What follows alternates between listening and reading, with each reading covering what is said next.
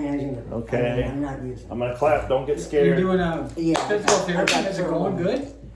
I can't do that yet. I shouldn't have done it before. Oh, you went too soon. Because there were 5 other little bones broke as a result of it. Oh, yeah, that's right. You told me that. Yeah. But now I think I'm something. All right. So the only rule is don't stare at yourself. Okay. Oh, I can't see. Where am I? Oh, Is that our best Yeah, you're angle? right. Yeah, so you guys you don't have to worry about this. So this has got all the angles that we need. So if we don't move them and we don't, well, they're good to go now. all right, this should be an Apple commercial here. Okay, so whenever you guys want to start, we're good. Okay. What kind of I didn't hear the conversation with your assistant. Did she had some tips for kind of where we're I going? don't know. They're going to have a conversation, Okay. but it's just she is squeezing me in as because she's got a baby and Oh, yeah. a new house and Right. sick mother. So I can't ask her to donate her time for this. Yeah. So, but they're going to talk, Okay. and we've done so many interviews for for the hate breakers or Yeah. that I'm happy to call in a few places too Cool. That's awesome. if I'm asked. Well, And next time I'll have my hair. Oh, well. it's kind of us though, Huh? down to earth. Yeah. Yes, it's the earthy look. Yeah. So, what? You're welcome to stay. I am. I'll step out. I'll have to get a picture of us Okay. in the studio. I I mean, well, the number one question is, are you invited to the wedding on Sunday?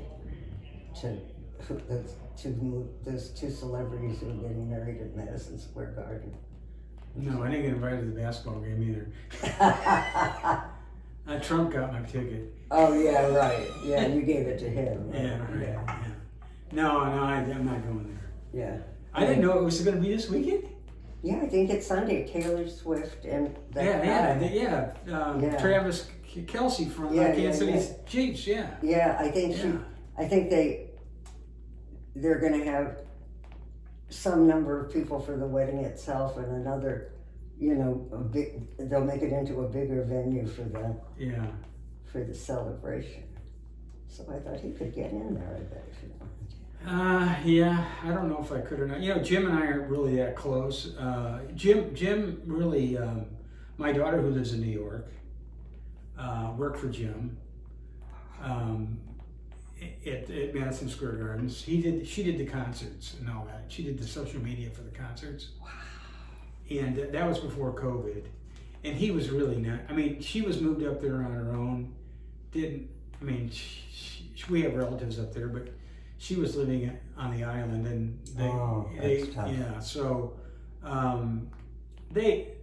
he took her under his wing and I really appreciated that. So, and you know what? He took a lot of heat for not having a championship for all those years. But they didn't buy the team until I didn't think they got full ownership of that team until '99 or something like that. So, or maybe it was even later than that. But anyway, he stuck it out, and the people were telling me he doesn't need to sell the team and he's no good, and so.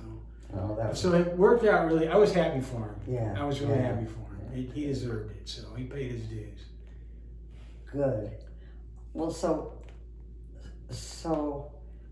my big question is, what is it about this man that given you not just the vision to do this, but the heart and the skills? And you said at one point that a lot of it's who you know. At some point, when you've got a crisis, that there's somebody that you can. But I'm interested in, like, something in your childhood got you. So I guess I just want to ask you, what was your growing up time like? Interesting. My mother had me when I was 19. So my mother and my father really they were married, but they never lived together. I think they got married because of me. Yeah. And then that was back in the 1950s, so that's kind of how Oh, you did things, right? yeah. So I lived the first part of my life with my grandparents on my mom's side. With my mom and I lived with my grandparents, and then for the longest time we lived together. You know, and, my mom and I slept in the same bed. You know, on my mom's side they didn't have anything. They were just, but and you know, it's funny because when people get divorced and there's children involved in it, it gets real nasty sometimes. And I think, I don't know this for a fact, but I lived through a divorce and I had a son from a previous marriage, and I realized how difficult that was for me to see him And for him to and, see you. and to have a relationship with him. And I started to appreciate what my dad probably had to go through.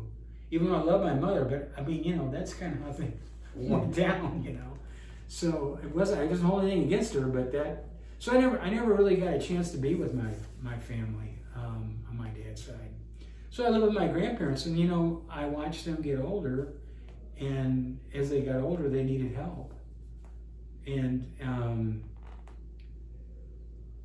as I got older, I could help, so I did. So when you were like how old? In the 20s, yeah. So how did you help? Well, when I got back from Vietnam, Oh, another chapter. yeah, I was. That was quite an experience. Oh, And so I had a hard time assimilating back into the things that, you know, I was used to. But I mean, I accomplished that. I mean, but I went to school. I went to college, and I got kicked out after the first year because I didn't really want to study. All I wanted to do was have fun, because I hadn't had fun for. right, it was about time. Yeah, so I was catching up, you know. Yeah, good on you. So, Where'd you go to school? I went down to Southeast Missouri State because I could have gone anywhere from there, but I went there, and my uncle Dave told me I could go anywhere I wanted to go. No, Dave was your mother's brother? My father's brother. Your father's brother. Younger brother. And I reunited with them when my family on my dad's side, when I was like 21.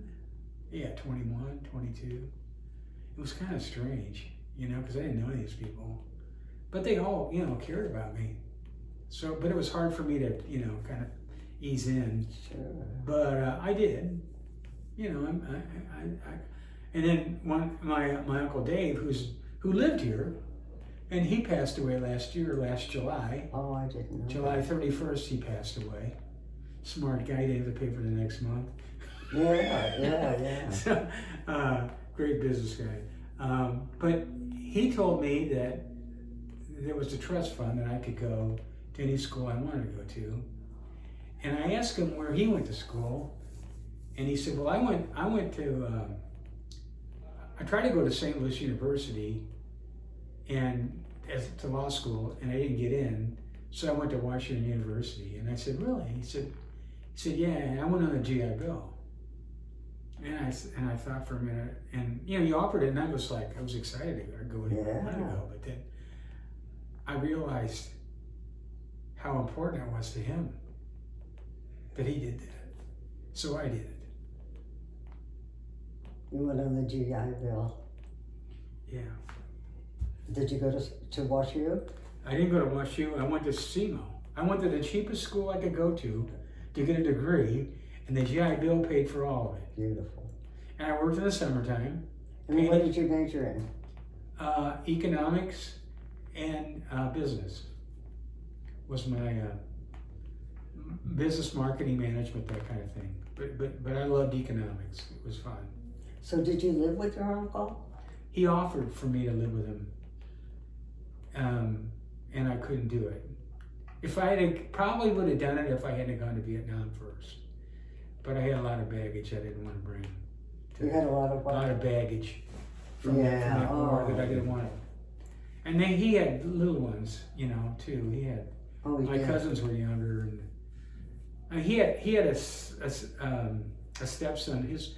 My aunt was married before, and she was married before, and she had a son. And what's really funny is that when my aunt divorced him, he remarried, and his wife that he's passed away now. He passed away, but his wife lives over there at Limerick. So it's just The weird. neighborhood, yeah. Yeah. So I mean, I didn't do it. I just went out on my own, and you know, I was able to kind of make it. So I didn't have an easy life. No, but It sounds like when you hear about my relatives that I would have had an easy life, but I didn't have an easy life. no, it doesn't sound. I mean, Mr. Madison Square Garden maybe, but no, just from, you know, being born at a time that wasn't. Your mother wasn't fully grown, and No, she was a child, 19 Yeah. years old. yeah, Yeah. and I don't know whether she was able to nurture you or whether your grandparents did more. I think my mother did. I can remember my mother nurturing me, and I can remember my grandfather, who I was very close to, and my grandmother. My grandmother loved me to death. So I had a lot of support there. Yeah, I really did. But I didn't have a dad, and that was something that would always come up with other kids, you know. sure. But I got through that. I mean, you know, you live through that. Yeah, but you lived through it, and I think you develop a sensitivity that somebody with all of the benefits might not have. Like when you told me that although most institutions, if I can use that word like this, have a central kitchen and everything is delivered, Yeah, that you want the people who live in the houses to smell the food cooking. right. And I thought, well, now where did that memory, or you know, the importance of that, where did that come from? Well, I guess it's from my own experience and knowing what was available at the time, you know, I started this, and all the things I saw wrong with it. That was just one of the things that connected with me, because I remember growing up, and I wasn't a big breakfast eater. I didn't like eggs, which I don't either. so I was like, why don't you like eggs? I said, I just don't care for them. I don't know. Yeah. But I used to love bacon. And I remember smelling bacon in the morning. Mm. And you know, I don't know if you eat bacon because you're Yeah, Jewish. I do. Yeah, well, I ate bacon. I always had a bacon sandwich. Yeah, I love that. Yeah, so, but those odors, and I can remember my grandmother on Sunday, she would make fried chicken, you know, and I could smell that. And I just, you know, those things that connect us to who we are, those sensory things, I thought were important. So that's why I thought that would be a good way to connect them with where they're at, and then even cue them that it's time to eat. Because sometimes with this illness, you forget to eat. That's right. Yeah. That's right. So you were drafted, or you volunteered to go to Vietnam? Well, I was going to get drafted, so I just went in to get it over with. Yeah. And I went to, usually when you go in the Army, I went in the Army, you'd go to Fort Leonard Wood. You know where that's Sure. at? Okay. But they had a fire there. So I didn't go there. So I went to Fort Ord, California, Not bad. which is on the Monterey Peninsula. Yes, I know. Spent a lot of time in Carmel Uh-huh. on the weekends. Yes. Santa Cruz. I know those places well. And I really loved it, you know. But I got all my training there, and then when I got done, I went home. It was right before Christmas. Spent Christmas at home. Reported back to my duty station, which was Oakland, California, because I was going to go to Vietnam. That's where you go when you went to Vietnam. You went there. It was Travis Air Force Base, I believe it was. Yes. Reported for duty and shipped out to, got on a big plane, I think it was World Airlines. Myself and probably 200 other guys that were on the plane, we were flying over, and I got to my unit, and I was in the infantry. So I didn't want to be in the infantry. Oh. But I went to my draft sergeant and they got my orders. I said, I think there's a mistake. I said, I got the infantry. He said, you did? I said, yeah. He says, wow. He said, there's only like 3 other people in the company of 200 that got in the infantry. And I said, yeah, but I know a lot of other things besides being in the infantry. He said, Yeah. it's a proud thing that you got chosen. And I thought, well, I don't think so. Right. But anyway, I was in the infantry, and so I reported my unit and spent quite a bit of time. I stayed. I was in Vietnam for 14 months. I was in a line unit, which was, we spent a lot of time in the jungle. It was jungle warfare. So I would go out for a month. We'd go out for a month and stay in the jungle for a month, and they would every 3 or 4 days we get resupplied. But we stayed in that jungle and walked around looking, you know. We did that. I did that for, I guess that lasted about 9 or 10 months. Then my unit went home because I think Nixon, was it Nixon at the time? Yeah, Nixon called the withdrawal from Vietnam. So my unit went back to the States. I didn't have enough time in country to go back because you had to have so much. So they reassigned me. I was in what they called 3 Corps, which was around the Saigon area, and then we worked into Cambodia, and around that the Ho Chi Minh Trail came out of Cambodia, and then that's how they got south with all their supplies and ammunition and personnel. But anyway, we worked in that area. It was called War Zone C and War Zone D. That's where we were. So I was there. I did that for, I guess, 6, 7, 8 months. And then my unit went back. But like I said, I didn't have enough time. So I got reassigned down to Can Tho, which is in the Mekong Delta, to the 1st Aviation Brigade, which I was ecstatic because they didn't have infantry. Yeah. So I was getting out of the jungle. Yeah. So I went down there, and they didn't have any infantry, so I thought I'd probably be in charge of supply or something. Yeah. They made me a Pathfinder, because they. Oh man. So, but at least I didn't have to be in the jungle. I get to come out, you know. But I would go. You really firsthand saw everything. Yeah, I was involved in a lot of stuff. So when I got back,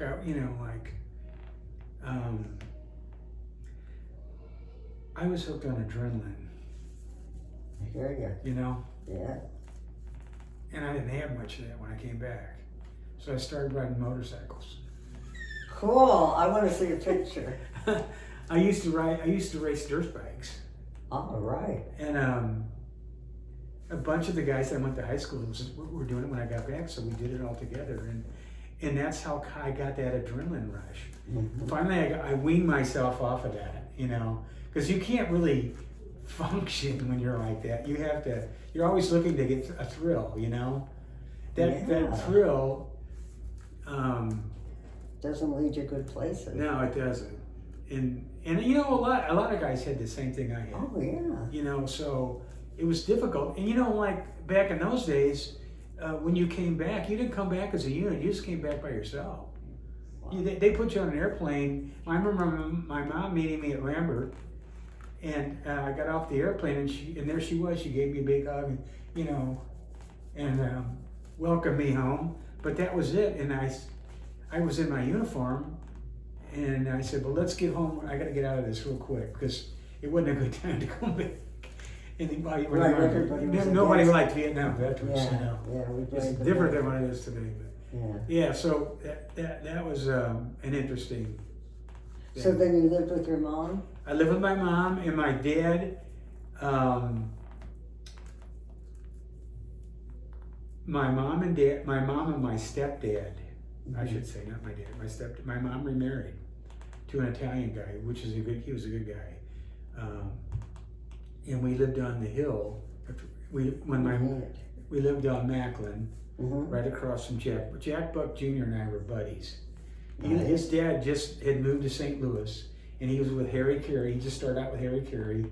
And I remember Jack and I going over to his house to watch his dad on TV for the first Oh, time. how cool. Yeah. And what's really cool is that his sister lives in my neighborhood now. So I still see her. So yeah, we started that. That's where we lived with my stepdad and my mom. And then we moved to South County. And we lived over by Concord Village. And then we moved again and moved to Crestwood, and we lived there. And then my mom and my stepdad got divorced when I was in high school, when I was a senior in high school. Getting ready to Wow. graduate. I had about 10 years of stability in my life. Those 10 years that they were together, it was more like a natural family. Wow. So it was like from age what to age what?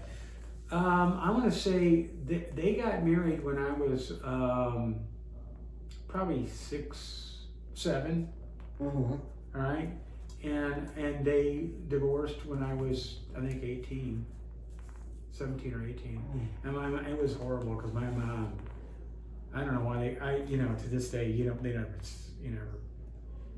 I never knew why they got divorced, but they did. But it was tough on me because I was the oldest and I had 2 little brothers, so I kind of had to keep things together. But then it got really crazy because my mom was really depressed about the whole thing, so I had to kind of keep things together with them. And that's before I went to Vietnam. And how did you do that? How did you keep things? I just, whatever I could do, I talked to my mom a lot. My mom cried all the time, and she tried to commit suicide several times. Oh, I had to call it EMS. One time she said she was going to try to kill herself, and I said, that's selfish. You really can't do that. What about the rest of us? If you leave, where are we at? I remember that night I went to bed and I was so frightened.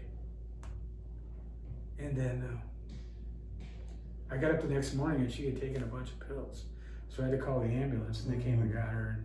But she survived. I mean, but it was pretty traumatic. And that's when my uncle, my mom's oldest brother, said, you got to get out of there.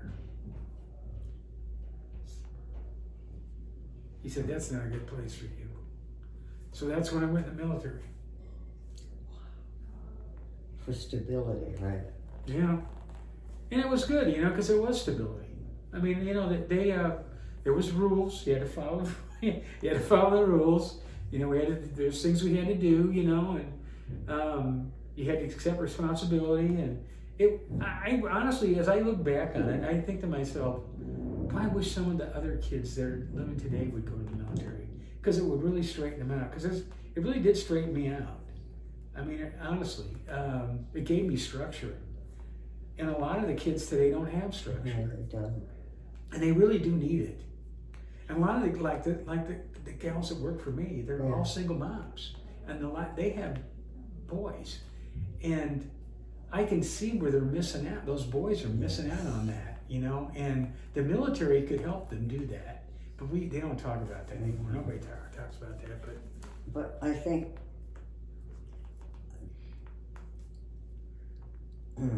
it just sounds to me like, in addition to bad breaks, and you did have bad breaks, there was a sensitivity there, like, oh God, the bacon's, you know, or, Yeah, right. or I don't know, maybe your grandmother sang or something. Yeah. Or played the piano.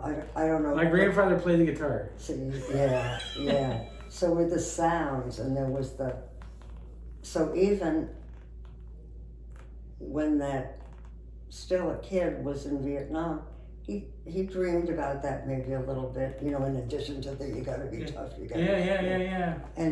And so when I think about you, I think about this combination of sensitivity and structure, as you say, but as and I don't know if I don't mean opportunism in the negative way, Yeah. but oh, here's how that could be done.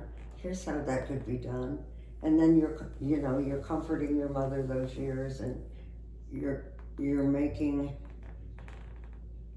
you know, even though you were on your dirt bike a lot, you know, you had a sense of home. You weren't just some, I don't know, coke head, let's go faster guy. I mean, I'm not saying you never were, but there was always. Well, it was a 70s, so I mean, it was part of my life. I grew up with that in that era, so yeah, I dealt with that, but I dealt with it. I mean, it was not, I didn't live for it, you know, but it was there. So, but yeah, you know, I always seemed to always have a big heart. You know, I mean, I really did. Where did that come from? I don't know. You know what I think it comes from? I think my grandfather on my mom's side was like that, and I found out that and I never met my grandfather on my dad's side. Yeah. He passed away before I reunited with my family, and I was told he was the same way. So your grandfather on your mom's side was your father figure. Right? Yeah. And he played music. Yeah. He did all that. He taught me a bunch of stuff. I mean, as a young child, I was very inquisitive. I was always asking questions. I was always told, you ask too many questions. Right. But I wanted to know how things worked and why we did this and why we did that, you know. Well, you're using that here. I mean, I'm sure you've used it. Oh yeah, no, that's still here with me, you know. But then I found out, and I told you before, that on my dad's side of the family, invention is a big deal. You know, I mean, how to find out how not inventing the wheel, but reinventing it. You know, where it makes sense for where we're at today. You know, like what would be an example? Well, one example, which is a very good example, was my great uncle Tom Dolan, and this is a story that I have been told. Not only that have I been told, but I have a recording of it, of him, of his brother talking about it, which would have been my grandfather. But they were in Cleveland. They lived in Cleveland, and he had a factory that made spaghetti for grocery stores, and and I guess it must have been had to be in the mid to late 40s, after the war, I think it was. He found out about a machine that was in Germany, that they had in Germany, that would wrap cellophane around spaghetti. So, and he was buying boxes to put spaghetti in, which is very expensive, right? So he had all these accounts that he was working with, these grocery store accounts that he was working with, and he thought, if I could just increase my production and lower my costs, I could really be able. So he went to Germany and bought these 2 machines, very expensive, and had them shipped back to Cleveland. Cleveland, right? Yeah. And they're starting to do what they're doing, and all of a sudden, he lost one of the big accounts. But he had all this capacity that, he was a cigar smoker. And back in those days, cigars came either in lead containers, or in those plastic things. Or glass tubes. Oh, were they glass tubes? Glass tube, okay. So, but he always kept his cigars in his top pocket, and he was always ripping his top pocket. So he was in his office. He had an idea. He takes a cigar out of his shirt pocket. He walks out into the factory floor. He goes up to the one of the engineers and he says, "Can you wrap this in cellophane?" He said, "Sure." So he wrapped it in cellophane. So he started the Delco company, and he sold it to DuPont. Nice. But he created, you know how cigarettes and all that was in cellophane? Yeah, It was yeah. my Uncle Tom that invented that. Wow. Yeah. So that's how it started out. So once that started out, then it was Uncle Tom, Uncle Dave. Now those are your father's brothers? I'm talking about my father. Now all my uncles are named after their yeah. right. So my uncle Dave, which was one of the other Cleveland brothers, and my grandpa John got the Studebaker distributorship here in America, and I guess in the States. And my grandfather had everything west of the Mississippi, and my Uncle Dave had everything east of the Mississippi. And so they started selling Studebaker cars, right? So he got, my grandfather, my uncle got introduced to the car business, which they really didn't know anything about. But back in the day, when you bought a car from the factory, you had to, and especially here in St. Louis, because what happened, I should back up, because it was east of the Mississippi. Dave, my grandfather's brother was in Cleveland, and my grandfather decided he would move to St. Louis because he lived the other side, so he'd be up. Oh, wow. So that's how it worked out. So Yeah. so they started out, and when you bought a car from the factory, like if you bought let's say you bought a bunch of Chevrolets or something, a bunch of Fords, what you'd have to do is, because they made cars here in St. Louis. This is the number 2 car manufacturing city in the country, behind Detroit. St. Louis was. I did not know. Yes, it was. It was big. And so, but when you bought a car and you were in the Midwest, what would happen is you have to get a car, and you have to load a bunch of salespeople and a bunch of people from the dealership, and you would drive to the factory, and each one of those people that you brought to the factory would get in a car and drive it back to the dealership. Oh. Well, my great uncle and my grandfather decided there's a better way to do this, right? Here's a better way, right? We're going on the same road I did. Yeah. So they had trailers made where they could load cars on the trailers, right? And they could deliver them to the dealership. That's what you see today. Yes. My uncle, my great uncle, and my grandfather did that. They called it the Drive-Away Company. I have a picture in my house of my grandfather standing in front of all the trucks. And it was downtown, because that's where they manufactured cars. The Chevrolet dealership manufacturing plant was there. They made the Corvette here. They made the Ford here. They made the Chryslers here. They were all made here. No. And then what part of town? it was down by the old armory, I believe it was, is where the car manufacturers were. And that's where his office was. Of course, he was right there because, he had to go pick up the cars, bring them back. So that's how that started out. So, that ingenuity of how to, and I always had that I always had that. I always did. Even as a young boy, I had it. How to do things better. And I don't know I never knew where that came from until It's in your bones. it's in my DNA. Yeah. That's where it's at. So, and oh, what an exciting thing for a young man or boy to grow up with people figuring out how to do it better. yeah. So But isn't that what America's about, though, right? I'm just an American. Well, if only, So even with some heartbreaking things Yeah. that this boy, he also had the DNA to say, okay, how do you take this heartbreaking thing and make it better? And look what you've done here. Yeah. Well.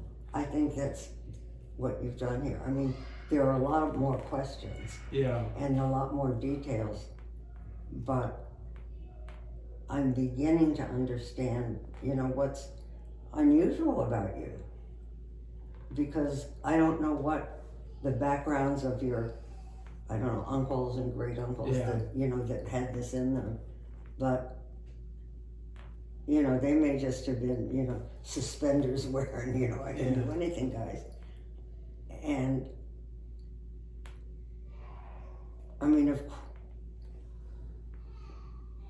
I'm skipping over a lot of years and I want to know what's in between, but you have created a better way that's not just efficiently better. No. It's not just bottom line better. It's not, okay, you told me last time that you reminded me, I think it was in Holland or Amsterdam, where people wanted to put together like a Community. whole community. Yeah. A sort of pretend drugstore. Yeah. And that turned out not to be practical or cost effective or. Well, I don't think, from what I understand, I haven't been there myself, but from what I understand, it was a novel idea, and I thought, I thought it went a little too far. But it's in the Netherlands. It's more of a socialist country, so all those services are there for the people, because that's kind of that's their society. That's what they've chosen. Yeah. So I don't know that would ever work here. Because the costs associated with doing that,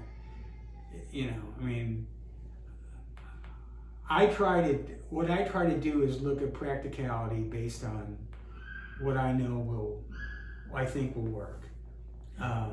Well, you mentioned last time that there had been a sort of, market that you had with clothes and various other things. Yeah, we had it up here. Yeah, we do stuff. Yeah, we do things like that, and where they could come in and shop, and it was all free. They would try things on, and that was a hoot. I have to hand it to our activities director, Kate. She did a really good job with that. They got all the we've had this. We accumulate things over the years with people, and then we never ever threw it away. It's all somewhere. So she went through everything and sorted it all out by size and style and everything. And then they had it on hangers up here, and she really went all out. I was just really proud of her. She did a great job. My suspicion is when she mentioned it to you, you said, "Oh, that's like one part of that setup that they had that was really impractical." Yeah. But it's the one part. Yeah, that would work. That would work. And we got, it didn't cost us anything, but we did it. Yeah. And it was successful. Oh God, yeah. Kenny would have loved that. Yeah. Man. So I feel like there are all these different, like we're doing a documentary, okay, and this part is about his relatives and how each one of them. Yeah. You just look at Jim Dolan from Madison Square Garden. Okay, so you look at his situation. He is in the. I don't know the family dynamics of my Uncle Charles Dolan was the person who created HBO, and so did the Time Warner. Good God. Yeah. Jim. Yeah. And he that's another great story. But he started out selling. You ever been go to a hotel where you go in and they have closed circuit TV and they tell you where the meetings are? He started that. That was his thing. And then they were in New York, and so he got the franchise for New York City for the cable. So he ran cable throughout New York City. I started Cablevision was his company, and then that's when he created HBO, and he created Bravo and AMC and all that. That was all him. He did all that. Well, his son Jim, who now runs the business for the family. And Jim, by the way, Jim wasn't a saint, you know. How was he insane? Well, he wasn't a saint. Oh, he wasn't a saint. Yeah. Yeah, he wasn't a saint. He got in a little trouble, and so did I. So it's not a big deal. But I think a lot of people had like, I don't know about this, you know. But now I don't know what is up, because I didn't know Jim. I wasn't around him growing up. But I can tell you one thing, that when he started in with doing what he was doing, he was left in charge of the business. And what part of the business is that? All of it. But I mean, the New York business, the television. Yeah. Yeah. He had the cable. Well, they sold Cablevision to a Dutch company because they saw the handwriting on the wall with streaming, and they sold that years before it ever got caught on. They saw it coming, so they got out of it. They took that cash, and then they bought lots of other things. But one of the things that they did prior to that is that's when Charles started HBO. He realized that, which was very astute of him, a very smart man. He realized that the delivery mechanism was important. The cable was important, right? He was going to be the first guy to shoot up a satellite. It was called Zoom. It was going to be, and he was going to do that. And then there was some dissension within the family, and it never really happened. But he was hell bent on doing it. So anyway, So how was he not a saint? Jim, Yeah. he had an alcohol problem, Uh-huh. and that's real prevalent in my family. Alcohol, unfortunately, I never had that problem. Good. Yeah, I never had that, but a lot of people have. So anyway, he overcame it, but he took the company in a different direction. They bought Radio City Music Hall. They bought a lot of the other venues in New York, a bunch of venues, and they own the Forum and Well, with the money that they got from what? Cablevision from From the sale. yeah. And then they started Bravo, which now I guess they don't own Bravo anymore. They sold it when they sold Cablevision, I think. That was big at one time. Oh yeah. He's my Uncle Charles got a boat. He got a really neat sailboat named the Bravo. And my Uncle Dave, who lived with me, who passed away last year. I stay at his house at the lake. They got a great big picture of Bravo in full sail, on the ocean, and it's got Bravo on the back of it. So yeah, it was a big deal. So anyway, Jim, I think, decided he wanted to do the Sphere, and there was at first people didn't want to do it, but then he kind of convinced him. And then he started it. Nobody's ever done this before. There was no such thing as Sphere before Jim built this thing. And unfortunately, he started back in 2018 or something. Mhm. He went through COVID with it. And so prices just shot up. Everything was so expensive. I was doing this at the time, and my costs went way up. I'm thinking, my God, what's going on with him? And then COVID hit, and then prices, like I said, prices went up. And then they had no venues at Madison Square Garden. They didn't have any of that stuff. I couldn't. They own the hockey team. They own the Knicks. Obviously, they own the Knicks. They couldn't. Nobody was going to basketball games. Nobody was going to hockey games. Right. Nobody was going to concerts. So he had to lay all those people off. All those people at MSG off. So. And my daughter was one of them that he laid off, right? But he paid him. Yeah. He paid him while they were off. He paid him for almost a year. And I told my wife, I said, tell Kinsey to tell him that she doesn't need to pay him, I'll pay her. She doesn't need, he doesn't need to pay her anymore, but he did anyway. So that's the kind of guy he is, you know.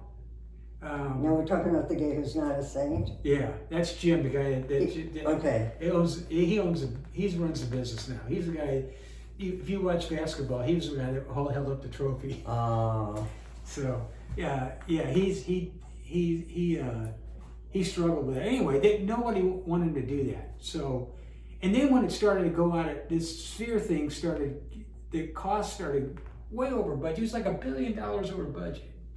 It's like, I mean, it was like, I don't know how he was going to get out of this. So, but he did. He got out of it. And now this thing is making money. And they sent me stock. I have stock and all that. Now what is this sphere? The Sphere Sphere. in Las Vegas. Oh, it's.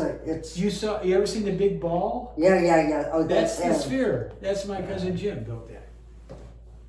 My God. Yeah, and it's, you know, it wasn't making any money in the beginning. They thought, oh man, it's gonna go down. And he turned it around. He turned the Knicks around. So he's a smart guy. You know, I think it's been tough on him too. I don't think it hasn't been all a bed of roses, you know. I think people think when you're successful, things are easy, but they're not. They're just more complicated. Well, that's what interests me about you, because the success, I don't know dollars and cents, Yeah, but I can see yeah. that you succeed where there may be other places around the country, but I haven't heard of any. Well, I think there's going to be more of what I'm doing. I'm on the bleeding edge of all this. I think I have a lot of people, as I said last time we were together, I've had a lot of people visit me that want to do this. I've had a lot of people, and I help some of them I don't. But if I think they're in it for the right reasons, I'll help you. But if you're in it to make money, I'm not interested. And what are the right reasons? Compassionate. So I always tell people, I told the gal this morning that I hired, I said, this all sounds really good, okay? I said, but this is a business, right? And we have to make money. Because if you don't make money, you can't borrow any money. And the banks won't lend you any money. Yeah. And you need capital sometimes to make things work. So you have to be able to make money.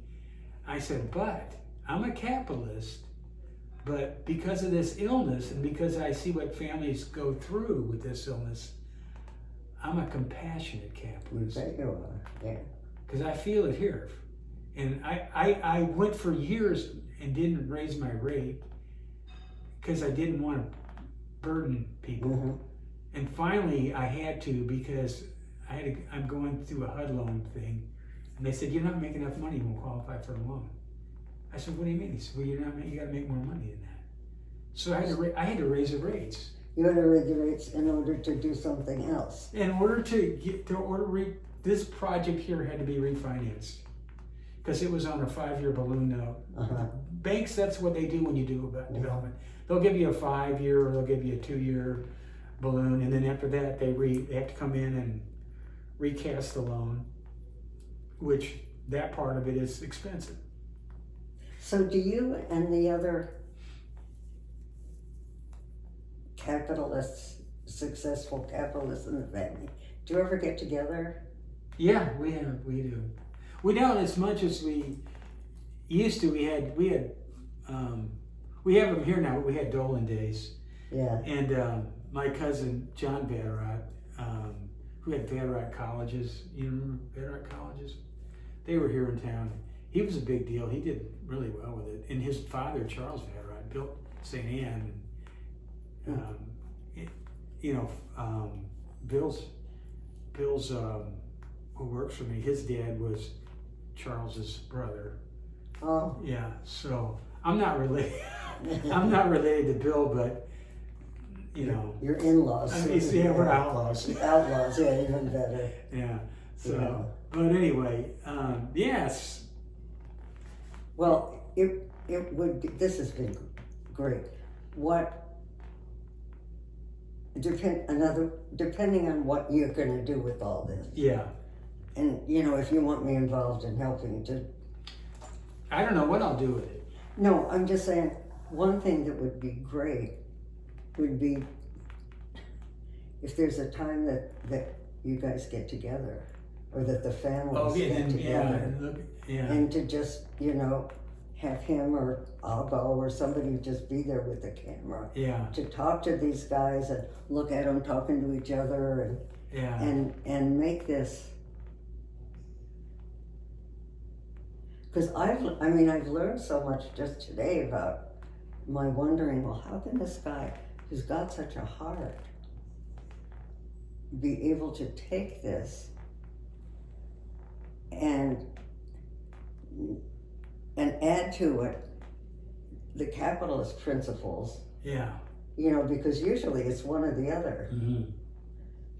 Isn't it most often one or the other? No, I don't. I've never been to Harvard. I've never been to Yale. I Yeah. don't know what their business schools are like. Yeah. But I do realize that based on my experience with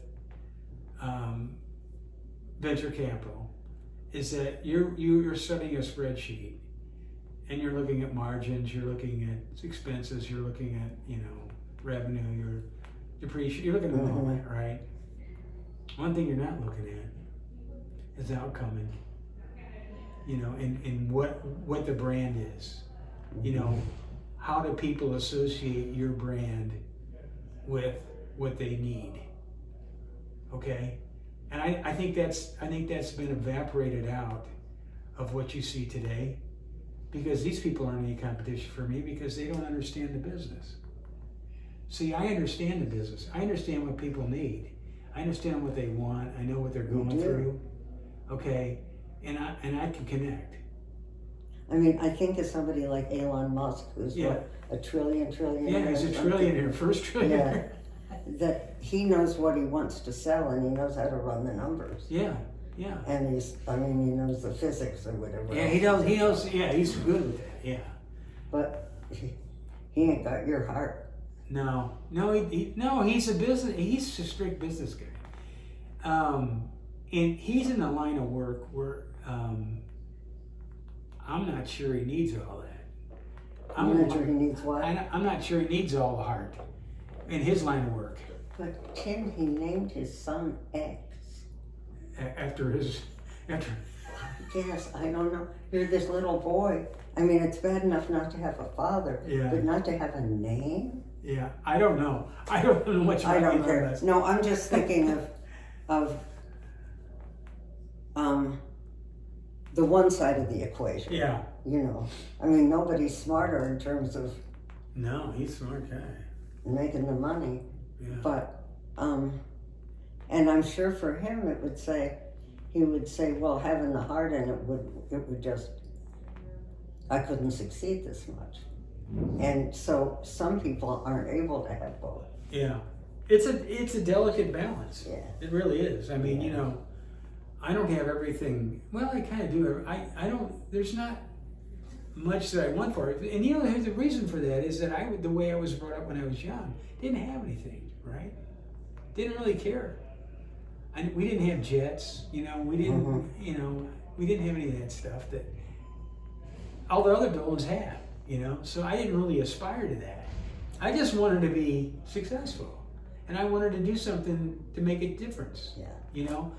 You never know. Where you're going to be and what God has in store for you.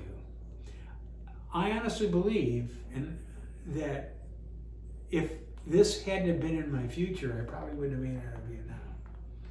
Because there's a reason why I got out of there alive. Okay.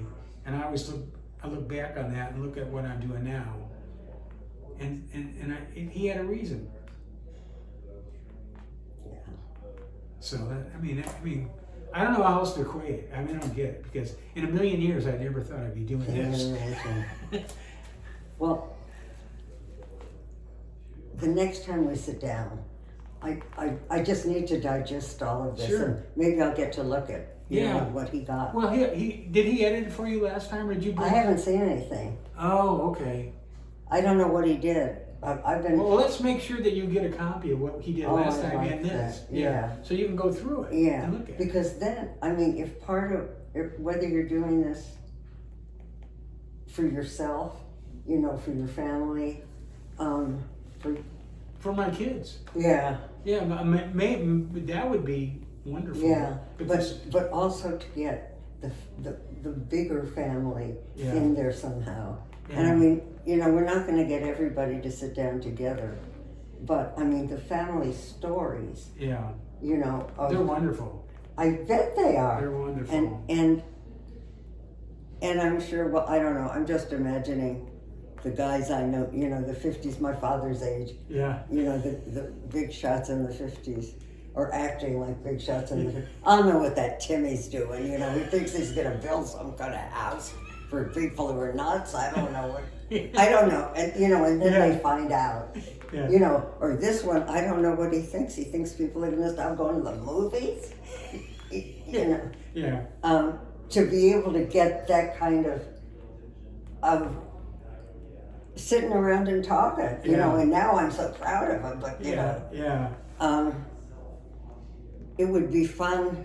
I mean, I'm just looking at those horses playing together, and it's like I'm sure when the guys used to go out doing whatever they were doing, because I think I told you my parents grew up in Springfield. Yeah. I'm sorry, in Cleveland. I grew yeah, up in Springfield. yeah,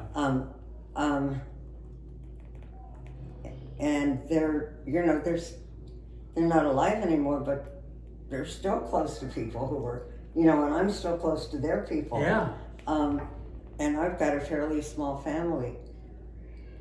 But, you know, think about if you'd like to have some of that, those stories, or whether it's getting together Thanksgiving, yeah, or I don't know, somebody has a grand opening for something. yeah, I don't care. yeah, You know, if somebody's getting married, yeah, you know, I mean, we don't have to, I don't know, somebody getting married might not want it happening here, yeah. but just something that gets the guys together. And now, you said your daughter worked for your uncle. Are they all men who are the entrepreneurs? Yeah. Yeah. So that's interesting too. Mm-hmm. It's great. I just love talking with you and learning about this. Yeah, you know, but everybody's got a story, right? Yeah, I'm not saying everybody does. It doesn't. I just, you know, I'm learning. You know what I used to sit there in Cork and thinking how it. I'm sure I've told you this. We were sitting on, you know, on the back deck Yeah. or whatever it is. over Oh there. yeah, you told me this story. Yeah. Yeah, and- about you guys buying this. Yeah, he said, let's buy this and we could, you know, get like a mosque and a synagogue, a church and a cathedral, and they'd all be together in that beautiful land. So, you know Yeah, better than I do he- that when people's minds are going, changing, there's some beautiful things that come out. Oh yeah, absolutely. But those are. I don't believe that sometimes the illness doesn't really affect that piece of your. Yeah, You yeah. still have the ability to dream and, you know, and that's a beautiful thing because you get so much from yeah. that. You know, putting things yeah. together and. A lot of times people have a hard time communicating. I think what's going on out there is still going on. I don't profess that I know everything that's going on in somebody's mind because obviously I don't. No. But just being around enough of it, long Yeah, enough yeah. to understand that, I think a lot of people with dementia hear what you're saying, understand what you're saying, maybe have a different way of dealing with it, but the biggest problem that they have is communicating. So I always tell people, and I don't know if I told you this last time, that be very careful how you talk around people with dementia. Just because you don't think they're verbal, they can't talk, doesn't mean they don't understand. Because they do. And you gotta be real careful about that. So I think all those, I think a lot of that's in your mind is still there. How much I don't know, but No, we'll find out eventually, but just, there are also some pieces of armor that dissolve, I think, you know. yeah, The time I told Ken, I think I told you this, I'd come from seeing a movie with that guy Adam Driver, who I like. Yeah. And he was playing this really introverted guy who didn't want to show his feelings. Yeah.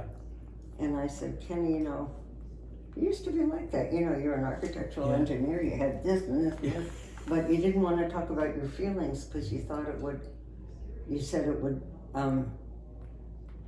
distract from the logic or something. Yeah. And he said, without missing a beat, that's because I was scared. Yeah. I don't even know if he knew that at the time.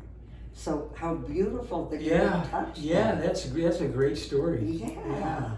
So there are movies to be. I mean, there's a good movie to be made about you. I watched a movie about. Do you know who David Geffen is? Yeah. There's a terrific biography of him, a movie biography of him, by this woman who's done several. She did the one of Billy Joel too that we were talking about at lunch. Mm-hmm. And I thought, you know, to take somebody's life, I mean, David Geffen, well, maybe not. I mean, if you have time sometime, watch it. It's on, I think it's on Prime via PBS. It's one of those. And It's a documentary on. yeah, and it's called Inventing David Geffen. Okay. And it talks about how, I mean, nothing like you know, he grew up, his father died young Yeah. and didn't have any money, but I think both his parents were Holocaust survivors. And I don't know if his mother did sewing or whatever, but when he graduated from high school, he was a good student, and his mother said, well, what are your talents? And he said, well, I don't have any talents. Yeah. But he went out, and when I was writing for Rolling Stone way back then, Rolling Stone used to be in San Francisco. Right. And so, you know, he'd be in and out because he was getting with the new musicians. And then somebody said to him, I think he said, well, what does an agent have to do? What kind of talent? You don't have to have any talent, you just have to work like hell. I'm going to be an agent, you know, because he knew that very seriously that was a thing he could do. Yeah. And he wasn't afraid to work. Yeah, and a lot of personal stuff too. But we don't have to have this on here. But I mean, the way that it took a lot of different dimensions of his life. Yeah. And made this wonderful story. And same with the one about Billy Joel. Yeah. So, I mean, I don't even know if your uncles would talk. You know, I mean, they may not want any. Well, most of my uncles are gone. They passed away. I got cousins. Okay, we'll take the cousins. Yeah. But I mean, just to say, what is this Dolan thing? Yeah. What is it? And it is a Dolan thing. Yeah, it is. It really I mean, is. My God, the things you told me today, there was a whole other. Oh, yeah, we had HBO. You started HBO. I remember when HBO started. Yeah. And I thought, how brilliant to name it Home Box Office. That was Uncle Charles. Yeah. So, I mean, we could produce something with as much, you know, you get to decide how much you want to do in it. Yeah. But let's get you. And at least next time, maybe we can talk about some of the others. Let me show you a picture. We're talking about all these people, but let me show you a picture. Good.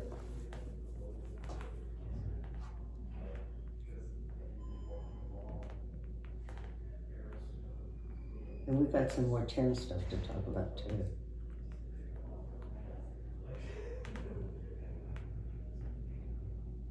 I can find it. So how many children do you have? I have 4. You have 4. Yeah. I just know your daughter. Yeah, I have 4. I just met the baby today. Oh yeah, Millie. My God, is Millie gorgeous. That Red hair. Red curly hair. And her older sister's the same way. Really? Yeah, red curly hair.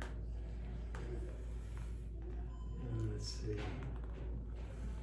I can find I got so many photos in here.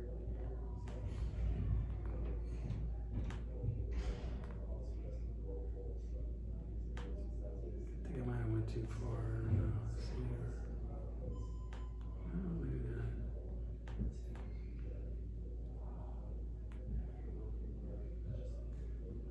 Because I mean, when I first talked to you, I got the sense this story is not as simple as, Well, and I'm learning every time more how it's. I'm it's a kind of big like your story. husband, you know. Yeah. What do you mean? Well, I kind of keep things to myself. Yeah. My dad once told me you talk too much. Dolans don't talk a lot. I got about 1,000 photos in here, but there's one photo that I really like.